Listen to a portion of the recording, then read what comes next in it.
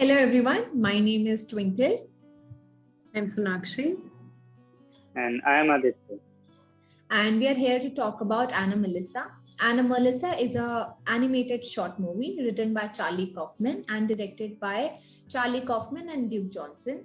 So Anna Melissa is a psychological drama centered on the main protagonist, Michael Stone.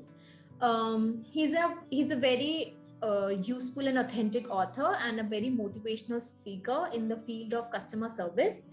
But as the gradual movie starts and progresses, it's shown that he is or he might be slightly suffering from midlife depression and also a delusion known as Fregoli delusion, which shows that how mundane and sameness his life is, that everyone around him is just like the same as him. And he sees that everyone has the same features, same face, and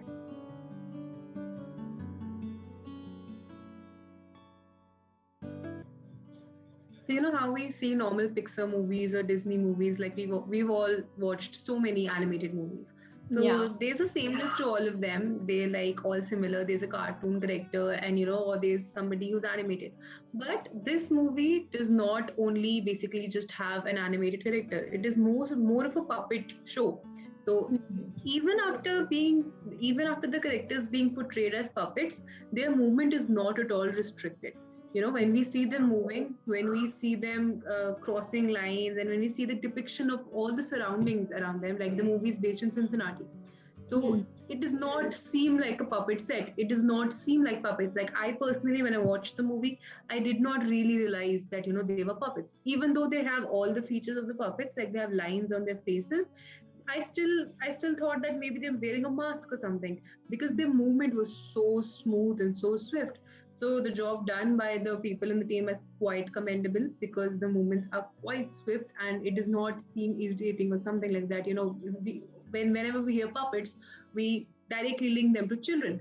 But it is not so. It is actually not a movie for children, and it is something which has the depiction to be very perfect, and the animation is, I guess, top notch, and that is what basically helps the movie to stand out from all the other Pixar movies and all the other animated movies that we've seen.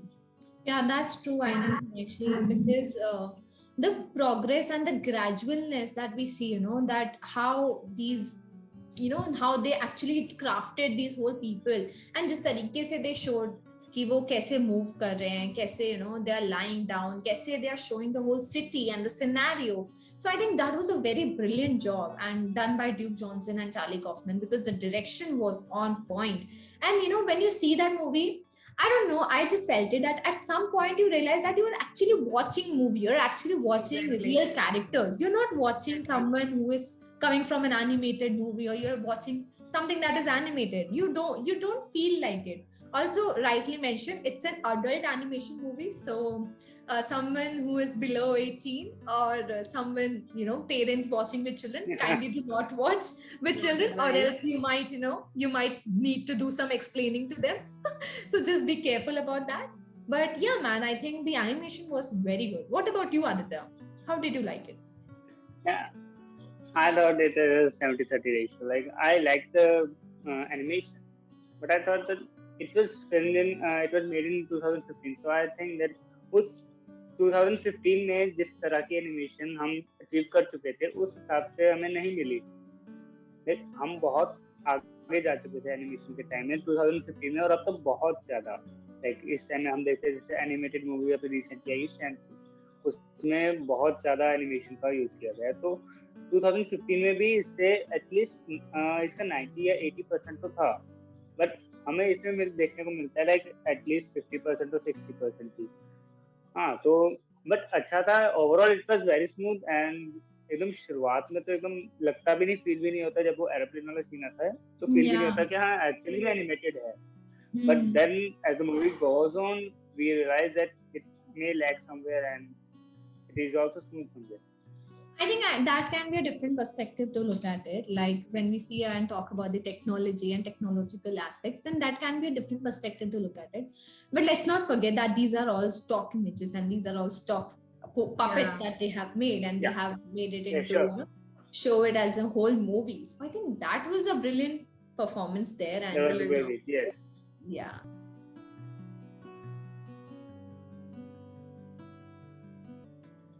I believe the level of direction was justified right in the first scene. So the starting of the movie is where we see that a plane is going by. It's all in the clouds, Hmm. and we hear voices of the main protagonist, and we hear the plot starting, we hear the movie starting, and we tend to think that it is about the characters in the plane that we're seeing in the plane that is going by.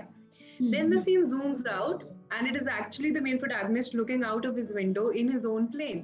Hmm. So the way that scene changes and the actual progression of the scene is quite amazing. There are a lot of scenes like this where you feel that okay, you're looking from there, but then the actor is actually coming from that side itself. Yeah. So in the movies of puppets, in the movies of animations, this kind of direction is actually quite commendable. It is completely justified right in the first scene. There was also one scene in his nightmare when we feel that he's about to open the door to go to the boss, but then the door opens and he comes in. So we realize that we've been seeing it from the other angle. This is something common in thriller and crime related Bollywood movies, but seeing this kind of thing in an animated movie, that to a puppet one, is something which is quite surprising and which actually justifies the merit of our directors. I think rightly said. When you mentioned the nightmare, I would just, I just something that came in my mind was you guys remember that nightmare when he was jumping and running and when he was Exactly. constantly running. So I think that nightmare because it just happens very smoothly. Also, I really like the way they portrayed the boss room. If you guys remember, it was such a big whole showed this whole buildings and they showed the whole Cincinnati city in a very you know when you see that these are stock images, these are stock puppets and everything, and that has been made, you don't expect, such brilliance and such brilliant tasks while making the windows, while making the small details. But that also Exactly. was very much done and justified by the directors. So I really like the way the whole direction went. Because for me, I think more or less when I think about an animation movie and when I think about stock animation, I don't usually see a lot of details, but then they did their best to cover the details and they did their best to focus on every aspect. And also when they were introducing different characters, like when Lisa was introduced, when Bella was introduced, and when a lot of characters were introduced, the way they introduced the characters also showed a very good dynamics in their direction. So really loved it. What about you, Aditya? How did you find the whole direction to be? And the direction was very great. I personally think that in the scene where he was running, like you said, he also felt Mm. he also felt running. Yeah. And when he woke up, Lisa said that I felt your knee or twist. Hmm? What is your question? Oh, Lisa said that she was hurt by him. So yes, Mm-hmm. I thought the Yeah, direction yeah, yeah. was They've to the seen. point, Yeah. and yeah, we also do something like that in our daily life when we got a nightmare. I think yeah, it was up to the perfect and up to mark.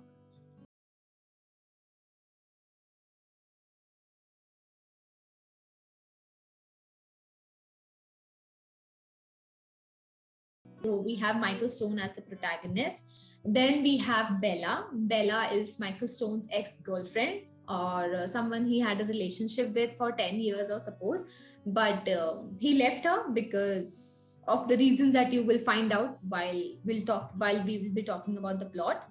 Then we are introduced to Donna. Donna is his wife or his wife, right? So Donna is his wife, and they both Henry. share a child that is Henry.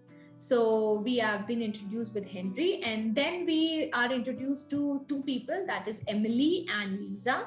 So Lisa is the only person whose voice is different from everyone else, and Emily is her friend. And yeah, that's how the characters are, and that's the main characters that you will be seeing in the movie. So the storyline is something when the movie starts, you see as the character to be kind of snobbish and kind of to the point. Like he's very cut to cut. If somebody is talking to him, if any he's on a plane. And when you're traveling solo, you usually share your seat and the ones alongside with you with other travelers who might also be traveling solo.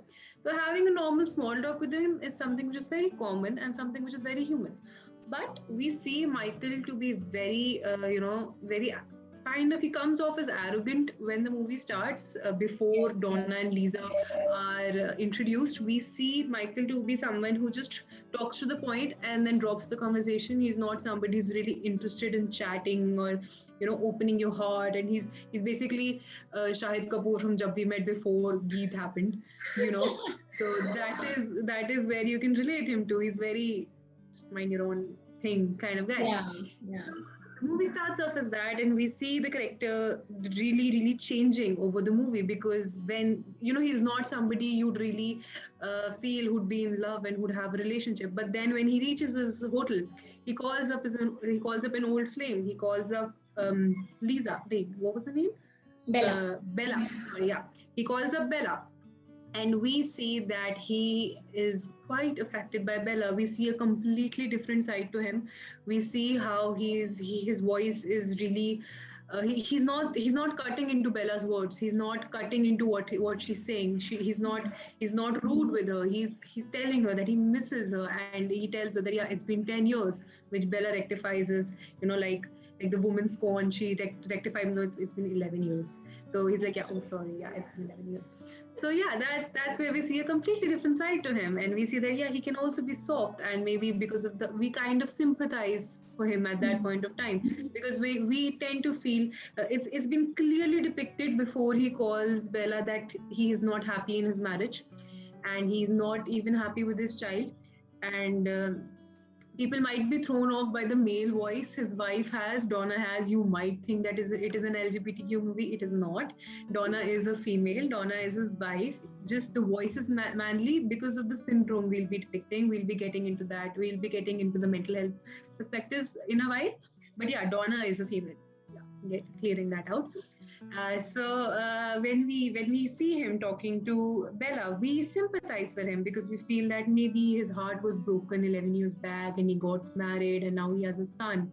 But gradually we will realize that he can just be termed as somebody who feels that only he himself is perfect and nobody around really holds any merit. He feels himself to be a perfect person, somebody who wants everybody else also to be perfectionist.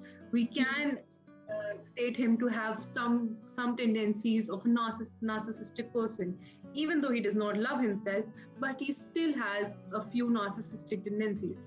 Also, when the movie starts, it is quite the everything is shown to be dull. It's a dull, like it has a corporate life feel to it because it's quite dull, it's quite monotonous. When he's talking, he's like in a flat tone voice, yeah, okay, that's the basic three words he's talking in at the very initial point. Then when we get introduced to Bella and Lisa and Emily, that is when a little color hits him. After he's had his conversation with Bella, after Bella has clearly rejected the man out, clearly refused to go in any sort of room with him whatsoever, he is completely rejected by Bella, and he's quite heartbroken, obviously. So he goes up to his room and he's trying to find somebody. And when he knocks on another door, that is when Emily and Lisa come in. That is when we get to know that Michael Stone is actually a motivational speaker. He is somebody who speaks for the customer representatives and for the customer service people. He is somebody who's written a book. He's a writer, and he is on a business trip to Cincinnati. So in the initial plot, we're very confused why he's even there. But then we realize that he's on a business trip. He's away from his family, and he's come to Cincinnati. Cincinnati, the place where he broke up with his girlfriend 11 years back. Now that the girlfriend has refused her, he is still heartbroken and things are not very good. But then he finds Lisa and Emily.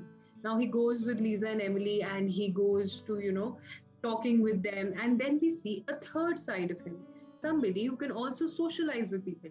Abhi tak, we didn't see him as somebody, who was very socializing. He was just talking to Bella. Yeah. But now, two complete strangers, and Emily and Lisa are both completely smitten by him. They find him to be extremely charming, somebody who can, just woo you with their words because he's a motivational speaker. So they are completely smitten by them. They go and have a few drinks and they go and chit chat. So that is when we see a new side to him. That is when he hits it off with Lisa. And I guess for that elaboration, Lisa's elaboration, I've come halfway.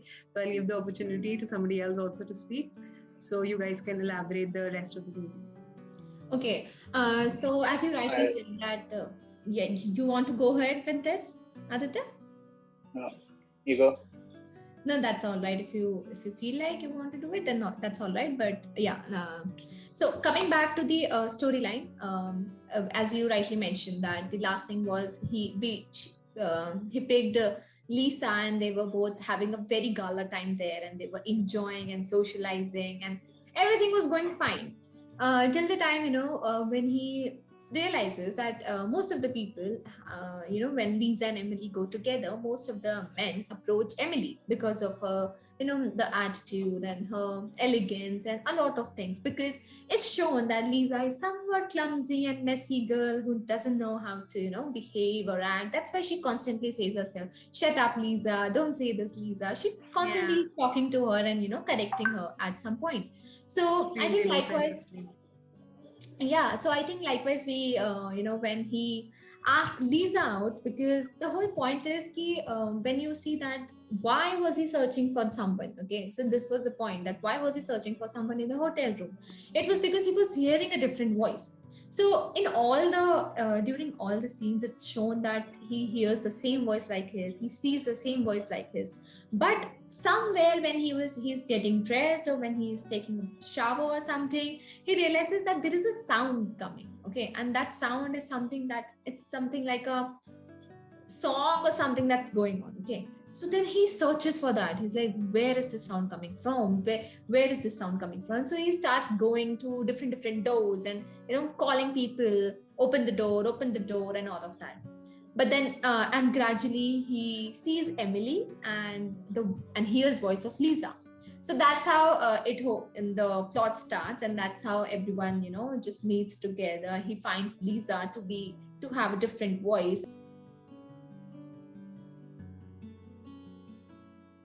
Maybe the audience इनको ज़्यादा नहीं पता Fregoli delusion के बारे में. Sonakshi, would you like to explain what Fregoli delusion means? Yeah, so Frigoli, like I first of all, I love the way how subtly the directors and the writers have put into the story. Ki, hotel ke naam se you are depicting that he might have something, and the people who know about it will constantly and very quickly click. Yeah, Frigoli, yeah, that's why. Oh, now it makes sense. So Yeah. Frigoli syndrome is where a person believes that everybody around them has the same face as them, and every voice is similar. So supposedly, if I have Frigoli, I will perceive every single person to have the same exact face as mine or as one other face. It is just similar. It is the same monotony in everything they see and everywhere they be. In every voice, it is very, very similar. One very contradictory statement that the protagonist has said in his motivational speech in the last area where he has a mental breakdown, which is the basic, which is the main highlight of the movie when he's having his mental breakdown. He advises people when he's talking about customer service and the tips how to be a good representative. He says a thing and he tells people to just recognize the difference in each person and recognize how everybody is different and recognize the needs of every customer.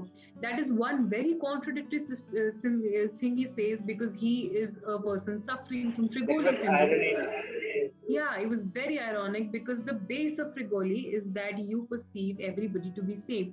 So the dullness and the monotonousness of that disorder is also very nicely depicted by the color palette chosen, like the walls of the hotel, if you see, and the things he's wearing and the things the other characters are also wearing. It's all very dull, which adds on to the Frigoli syndrome. So it has been very nicely depicted in the one other thing I is that he the protagonist keeps feeling that when he's in the plane and he's reading the letter which contains the speech which he needs to speak. So he's a motivational speaker. He's come here to Cincinnati to give a seminar. He has a seminar and he has a speech prepared for it. When he's landing in Cincinnati, the place where he broke up with his girlfriend, he's revising that speech. But when he's looking at that letter, he sees the face of Bella, who is his ex. So he's seeing Bella and he's seeing Bella speaking. Bella is telling how you broke up with me, how you broke my heart, and how you were just no good and hell hath no fury like a woman scorned. So that is what he sees in that letter. And even multiple times we see how when Bella completely rejects him and walks out of the hotel when he called to meet, and when Bella walks out, he when he's going in the street, he sees Bella behind him. He sees a figure of her. He hears her speaking, obviously in the male voice, in the same voice with the same face, but still he hears her speaking, and she's telling her that you didn't do right, and this is why you called me. Why did you even call me? What do you want? And things like that. Even though she's not there, he keeps seeing her. And even though they broke up 11 years back, the amount of guilt he's carrying is something which adds on to the symptoms of depression or dysthymia. So the amount of guilt he's facing, because it is not normal to see your 11-year-old back ex, people forget in 2 days. And it's been 11 years and he's still seeing her. So that clearly represents the amount of guilt he's been carrying in his heart, because somewhere inside he knows he did wrong.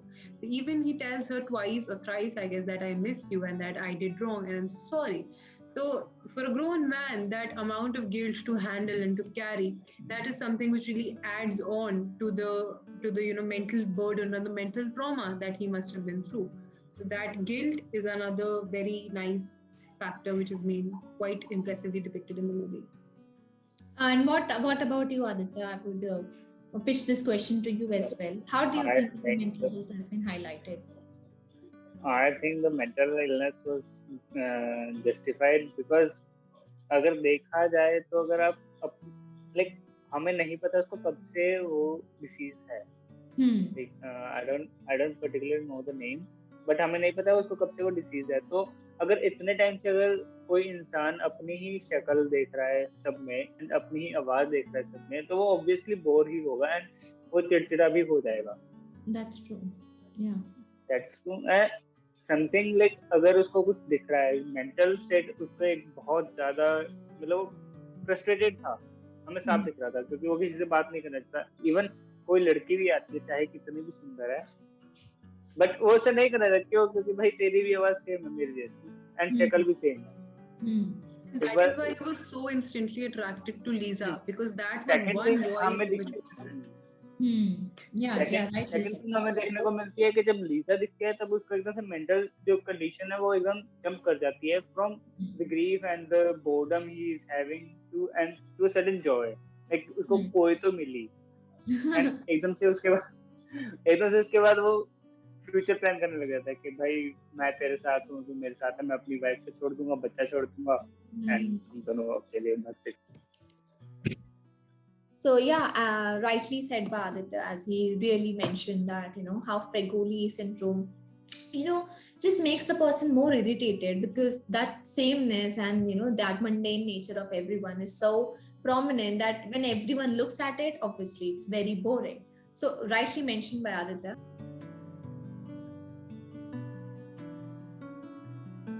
The most prominent thing that I wanted to cover also shows the lack of detachment that he has. So if you see that when he goes back to the hotel room, and when he goes back to the room, he sees that he has to call his wife and talk to his son. So we have also seen that when he was calling his wife, he was like मैं पहुंच गया हूँ hotel, मैं अभी आ गया हूँ. And उसकी wife बहुत खुश थी, उसकी wife was very happy that वो ये सब शेयर कर रहा है, मेरे से बात कर रहा है, and everything was happy. But then he was not happy. So that showed कि कितना उसका lack of interest और lack of emotion है towards his family, towards उसकी wife. And also there was this point जहाँ पे he also says कि उसकी wife बोलती है कि रुको मैं तुम्हारी हेनरी से बात करवाती हूँ. And she was like I'll call Henry. So he was like no please don't call Henry. But then this is just the opposite emotion. Like एक father और एक son के बीच में क्या relation होता है. अगर कोई फादर अपने बेटे से दूर आया है तो वो चाहता है वो अपने बेटे से बात करे, वो चाहता है वो कॉन्स्टेंटली अपने बेटे के साथ टच में रहे या कुछ ना कुछ करे. बट देन ये बहुत अच्छे तरीके से इन्होंने लैक ऑफ अटैचमेंट दिखाया, और वी कैन से कि how detached he was with his family. So एक ये पॉइंट भी एक दिमाग में रखने का बहुत इंपॉर्टेंट है कि जैसे कि हम देख रहे हैं कि फर्स्ट ऑफ ऑल वो ज्यादा बात नहीं करना चाहता, लोगों से इंटरेक्ट नहीं करना चाहता. देन सेकंड ऑफ ऑल वो बहुत ज्यादा इरिटेटेड रहता है, वो चिड़चिड़ा रहता है. एंड देन थर्ड हम एक और सिम्टम्स देखते हैं कि वो ज्यादा डिटैच्ड है अपनी फैमिली से, वो इतना अटैच फील नहीं करता. एंड वहीं पे वो अपनी वाइफ, अपनी बेला का जो उसकी एक्स गर्लफ्रेंड थी उसका लेटर पढ़ता है. एंड अचानक से उसकी वो हम एक साइड देखते हैं दैट वो अभी भी अपनी एक्स गर्लफ्रेंड के साथ अटैच्ड है, कहीं ना कहीं उसके इमोशंस उसके साथ अटैच्ड है। तो ये काफी मिक्स एंड मैच करके इन लोगों ने दिखाया है, एंड काफी मिक्स एंड मैच करके दिखाया गया है। बट हाँ, यहाँ तक एक ये पॉइंट भी जरूर कवर होता है मेंटल हेल्थ का, कि वो कैसे उन्होंने लैक ऑफ अटैचमेंट दिखाया है और फिर वो डिटैच्ड नेचर दिखाया है उसका। And Another example of uska detachment was when the last in the starting of the movie, in the starting first scene, it is quite difficult to really realize कि सबके चेहरे सेम है. But in that last scene, it was so prominent कि सबके चेहरे same है. Even the kids, they were so like it was obvious that the faces are same. In the initial scenes, we still had to be like, yeah, they look kind of similar. Maybe because they're popular. You know, just Chinese movies में नहीं होता, चलिए same सा लग रहा है, नहीं character तो अलग ही होगा. So you know that they had is looking at the same face and hearing the same voice over and over and again for I don't know how long, the time period hasn't been mentioned, but then that is bound to make him irritable, right? That is bound to give him those symptoms. So maybe his dysthymia has come out from or has arisen as a comorbidity with the Fregoli syndrome, right? Maybe the symptoms have arisen due to him being a patient of Fregoli. So that is another point of mental health that we try to analyze, that why does he have this symptom when we try to analyze his personality. And the striking feature that he has such a difference and such a partiality towards Lisa. Why was he so like he at a point he asked Bella that, do I seem different? Like, does it has everything changed? Is there a change? He was very anxious about that. But then we see a complete switch in his personality when he finds Lisa, only and only because she has a different face and she has a different voice. Now, if we talk in clinical terms, if we talk completely in a professional term, the people who actually suffer from Fregoli do not have this exception. Like jitna bhi I have researched, there is no such exception in the real world, in the patients who suffer from Fregoli. But then we give the, creative license to Kaufman because he's the director, he's the writer. So he has a license to, make a movie around of it. But if we talk in real world terms, if we talk professionally, Fregoli syndrome does not have such an exception.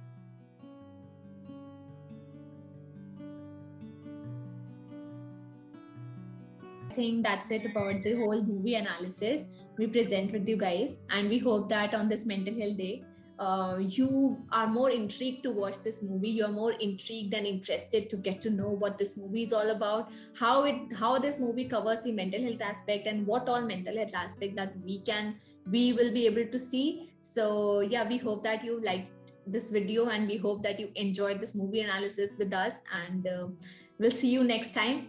And yeah, bye.